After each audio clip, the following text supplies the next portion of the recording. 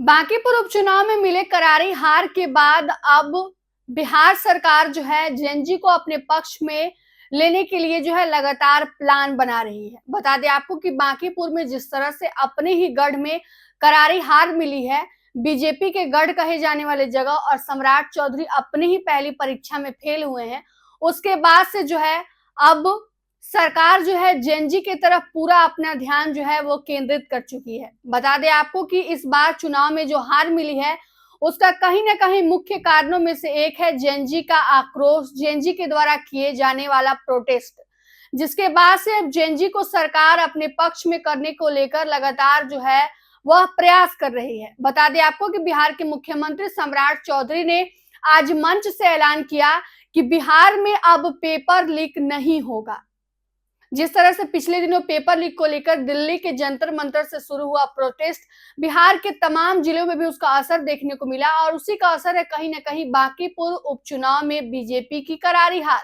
उसके बाद से अब सम्राट चौधरी ने आज कह दिया है कि अब पेपर लीक करने वालों की सरकार जो है उसको छोड़ेगी नहीं, उस पर जो है गुंडा एक्ट लगाया जाएगा, उस पर कड़ी कार्रवाई की जाएगी और कम से कम जो है 1 साल तक की सजा होगी। इसी के साथ साथ उन्होंने कहा है कि अब जितने भी तरह के क्षेत्र, चाहे वो पढ़ाई का क्षेत्र हो, स्वास्थ्य का क्षेत्र हो, सब में जो है अब टेक्नोलॉजी का इस्तेमाल किया जाएगा, एआई का इस्तेमाल किया जाएगा,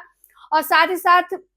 शिक्षा में जो भी स्तर के अधिकारी है, नेता हैं, वो जो है आप छात्रों से जा जाकर मिलेंगे और उनसे पूछेंगे कि कहाँ कहाँ गड़बड़ियां हो रही हैं और कौन कौन से सुधार के लिए प्रयास किए जाने चाहिए। यानी कि अब जो भी नेता, मंत्री, अधिकारी हैं, वो अब जेएनजी को जो है वो टारगेट करेंगे, उनको अपने पार्टी में लाने का प्रयास करेंगे, और सम्राट सरकार भी जो है अब जेएनजी को पर पूरी तरह ध्यान केंद्रित कर चुकी है। यानी कि अब बिहार में पेपर लीक को लेकर जो है कड़ा नियम बनाया जाएगा, गुंडा एक्ट के तहत जो उस पर कानूनी कार्रवाई की जाएगी, जिससे छात्रों को राहत मिलेगी, और तमाम जो जेएनजी है उनको सरकार अब अपने पक्ष में करने को लेकर जो है एड़ी चोटी की दम लगा रही है। क्या कुछ कह रहे हैं बिहार के मुख्यमंत्री सम्राट चौधरी, पहले सुन लीजिए। सबसे बड़ा चैलेंज है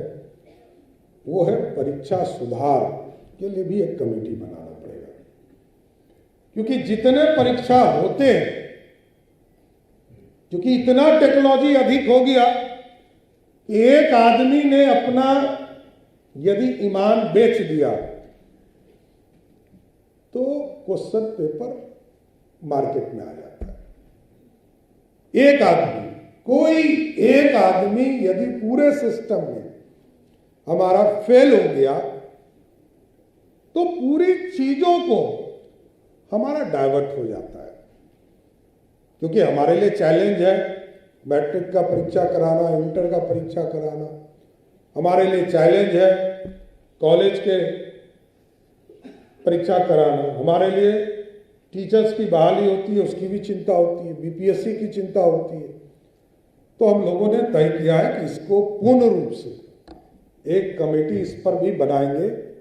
और पूरे दुनिया में जो टेक्नोलॉजी के तहत सभी परीक्षा लिए जाते हैं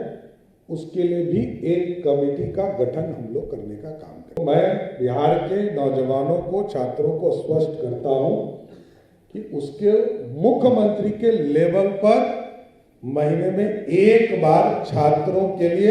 अलग से सहयोग शिविर भी चलाने का काम करूंगा। बिहार की युवा और बिहार के नौजवानों को मुख्य रास्ते पर लाना और उनको मुख्यधारा से जोड़ना, ये सबसे पहले प्राथमिकता है। हमारा भविष्य यही है। हम लोगों ने तो अपना जीवन आधा जी लिया है, लेकिन जो आने वाली पीढ़ी है, जो बिहार का निर्माता होगा, बिहार की संस्कृति को बढ़ाएगा, बिहार की सभ्यता को बढ़ाएगा, बिहार में जो 5 भाषा हम बोलते हैं उसके गौरवशाली इतिहास को बढ़ाएगा। तो हम इन तमाम चीजों के लिए भी पूर्ण रूप से इसको आगे बढ़ाने का काम किया जाए। आपने सुना किस प्रकार जो है सम्राट चौधरी अब